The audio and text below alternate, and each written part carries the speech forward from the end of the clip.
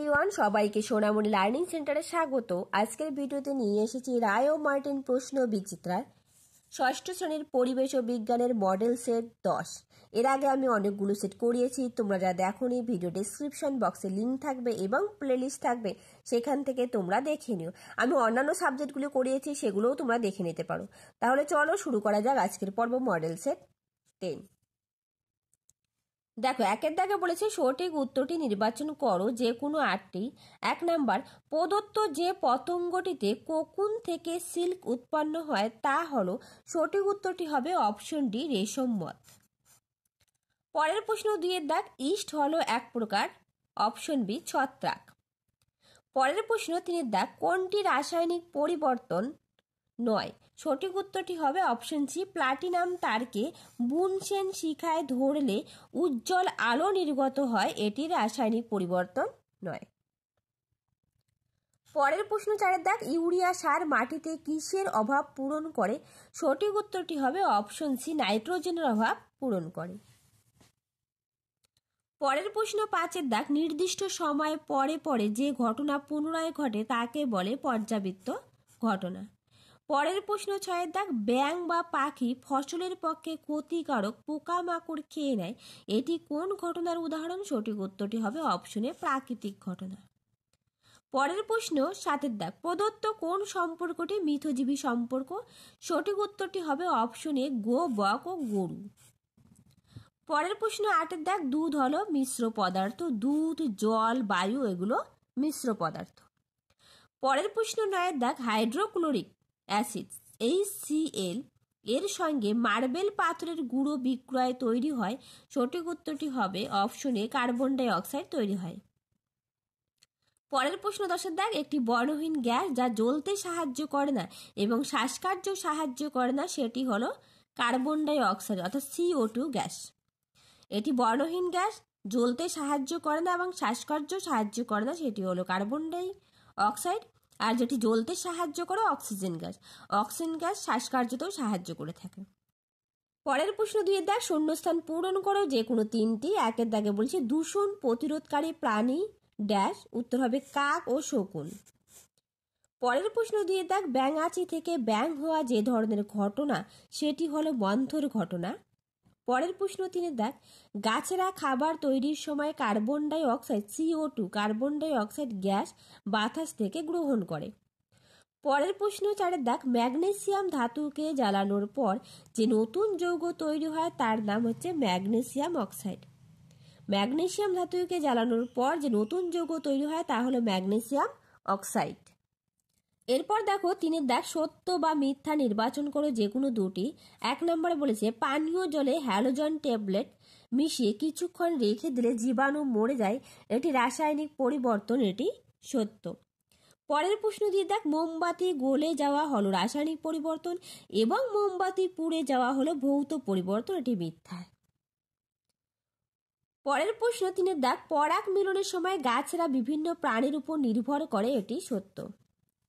এরপর দেখো 4 দাগ, বাম স্তম্ভের সঙ্গে ডান স্তম্ভ মেলাও যে কোনো 2টি। দেখো, বাম স্তম্ভ ডান স্তম্ভ। 1 নম্বরে দেওয়া আছে স্বর্ণলতা, স্বর্ণলতা একটি পরজীবী উদ্ভিদ।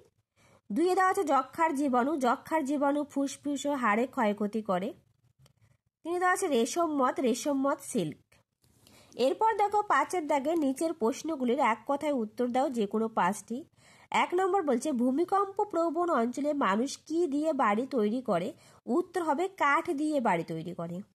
পরের প্রশ্ন 2 দাগ, আমাশয়ের জীবাণু কোথায় বাসা বাঁধে, উত্তর হবে অন্ত্রে বাসা বাঁধে।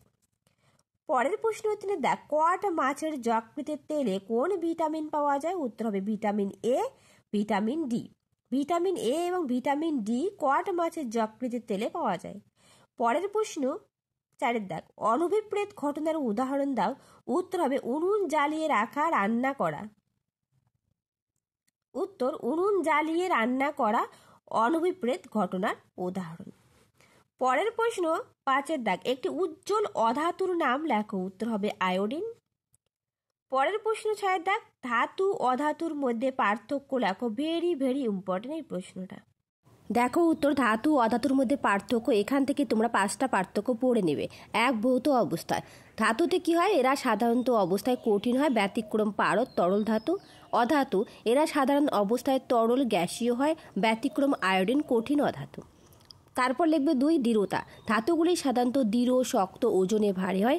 অধাতুগুলি কঠিন, ভঙ্গুর, হালকা ও নমনীয় হয়। 3 লিখবে তাপ ও তড়িতের পরিবাহিতা। ধাতু সাধারণত তাপ ও তড়িতের সুপরিবাহী, অধাতু সাধারণত তাপ ও তড়িতের কুপরিবাহী। তারপর লিখবে ঔজ্জ্বল্য। ধাতুর ধাতব ঔজ্জ্বল্য আছে, অধাতুর ঔজ্জ্বল্য নেই, ব্যতিক্রম আয়োডিন, হিরে। 5, গলনাঙ্ক স্ফুটনাঙ্ক। ধাতুর গলনাঙ্ক স্ফুটনাঙ্ক বেশি, অধাতুর গলনাঙ্ক স্ফুটনাঙ্ক কম।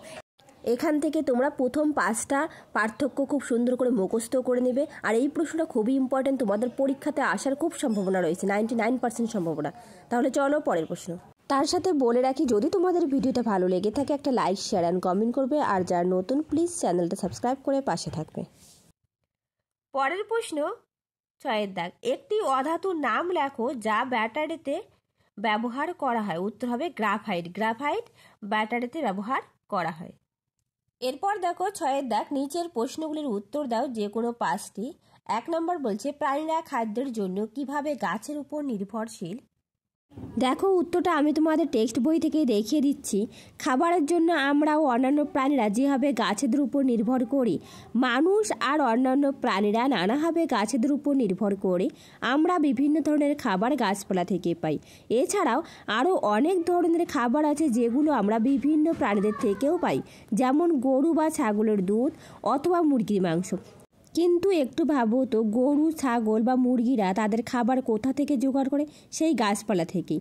মুরগি বা অন্যান্য প্রাণীরা যে পোকামাকড় খায়, সেই পোকামাকড়গুলোও কিন্তু গাছপালার কোনো না কোনো অংশ খেয়েই বেঁচে আছে। কিছু প্রাণী তাদের খাবার হিসেবে পুরো গাছকেই খেয়ে ফেলে, কেউ কেউ আবার গাছের কোনো অংশ খেয়েই সন্তুষ্ট থাকে। তাহলে খাবারের জন্য আমরা মানুষ আর অন্যান্য সব প্রাণী অবশ্যই গাছেদের উপর নির্ভর করে থাকি। তোমরা টেক্সট বইটা অবশ্যই খুব ভালো করে পড়বে, কারণ টেক্সট বইয়ের কোনো বিকল্প নেই। আমি প্রত্যেকটা ভিডিওতে একই কথা বলি। পরের প্রশ্ন দিয়ে দেখ, রেল লাইনের 2টি লাইনের জোড়ের মুখে ফাঁক রাখা হয় কেন? দেখো উত্তর, রেল লাইনের জোড়ের মুখে একটু ফাঁক রাখা হয় একই কারণে। রোদের তাপে বা রেল চলাচলের ফলে গরম হয়ে রেল লাইনের দৈর্ঘ্য বেড়ে যেতে পারে। তখন যদি তা বাড়ার জায়গা না পায়, রেল লাইনের কী হবে? রেল লাইন বেঁকে যেতে পারে। তাই বাড়ার জায়গা রাখার জন্য রেল লাইনের জোড়ের মুখে একটু ফাঁকা রাখা হয়। দেখো তোমরা টেক্সট বই খুঁটিয়ে খুঁটিয়ে পড়বে। টেক্সট বই পড়লে সমস্ত প্রশ্নের অ্যান্সার তোমরা টেক্সট বই থেকেই পেয়ে যাবে। চলো পরের প্রশ্ন। পরের প্রশ্ন 3 দাগ, 2টি রাসায়নিক সার ও 2টি রাসায়নিক কীটনাশকের নাম লেখো। উত্তর হবে রাসায়নিক সার ইউরিয়া, ফসফেট, নাইট্রোজেন, সালফার, এগুলো কিন্তু রাসায়নিক সার।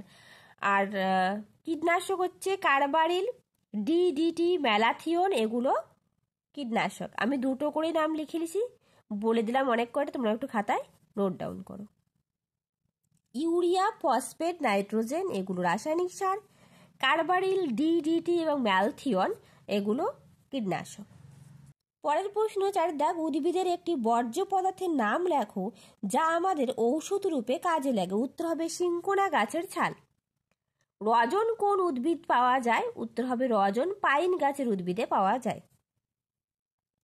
পরের প্রশ্ন 5 দাগ, রাসায়নিক পরিবর্তন কাকে বলে? উদাহরণ দাও। দেখো উত্তর, যে ঘটনার মূল পদার্থটি ফিরে পাওয়া যায় সেটা ভৌত পরিবর্তন, আর যে ক্ষেত্রে তার মূল গঠন বা ধর্ম বা বৈশিষ্ট্য পাল্টে যায় সেটা রাসায়নিক পরিবর্তন। দেখো আমি তোমাদের একটা উদাহরণ দিয়ে বুঝিয়ে দেই।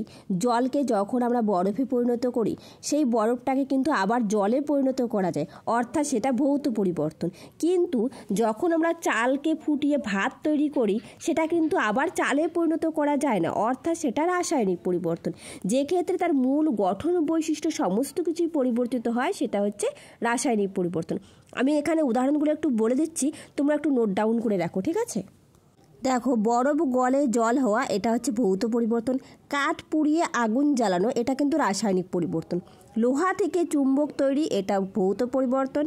বাল্ব জ্বালানো, এটা হচ্ছে ভৌত পরিবর্তন। দুধ থেকে দই তৈরি করা, এটা রাসায়নিক পরিবর্তন, ঠিক আছে?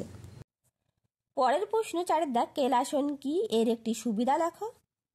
দেখো কেলাসন এখান থেকে তোমরা লিখবে এইভাবে দ্রবণ থেকে কঠিন পদার্থের ক্লাস তৈরির পদ্ধতিকে কেলাসন বলা হয়। আর সুবিধা তোমরা এইটুকু লিখবে, এই পদ্ধতিতে কোনো কোনো পদার্থের দ্রবণ থেকে কঠিন দ্রাবকে পৃথক করা যায়, এটা হচ্ছে সুবিধা। ঠিক আছে, চলো পরের প্রশ্ন।